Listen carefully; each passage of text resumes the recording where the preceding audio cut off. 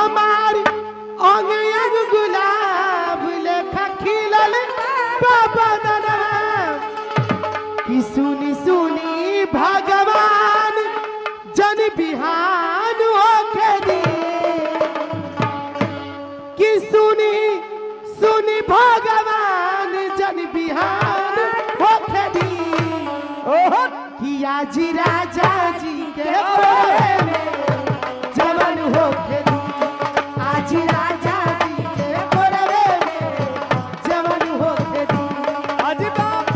पहिला मिलनवा मेरे सजनी से सजनवा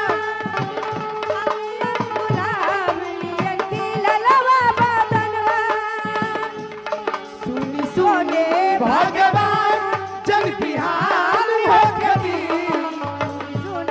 भगवान जन बिहान होके दी आज राजा जी के कोरे में जवन होके दी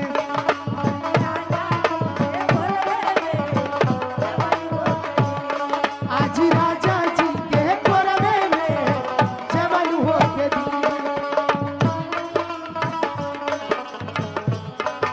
लेकिन कहे के बाद राजा जी के ओठवा में ओठ जब साटी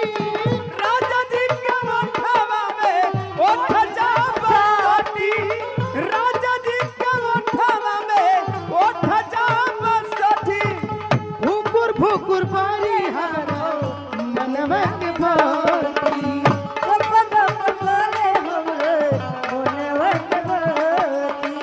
भुकुर भुकुर बारी हमारा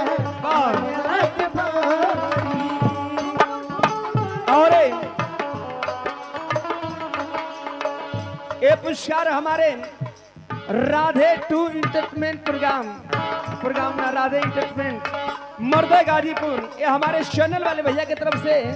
151 रुपया पुरस्कार चैनल लगल हुआ भैया का चैनल के लाइव सब्सक्राइब कर ली चैनल के आगे बढ़ावल जाइए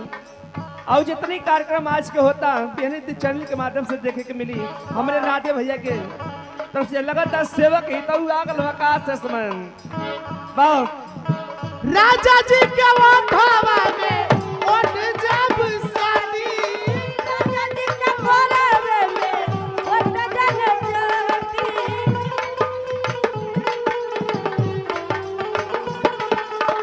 भुकुर भुकुर जारी हमरा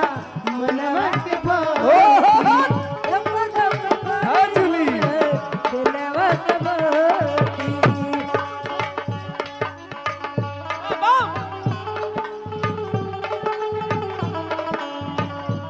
सुनी सुनी भगवान जन बिहान होके दी कि आज राजा जी के कोरे में जवन होके दी आज राजा जी के कोरे में जवन होके दी आज राजा जी के कोरे में जवन होके दी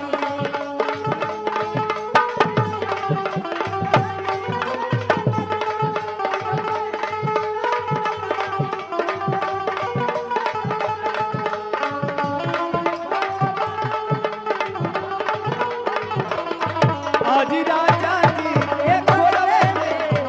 जवान हो हेलो और ये हमारे दुर्लभपुर की धरती सिद्धेमा की धरती से हमारे मनोज भाई की तरफ से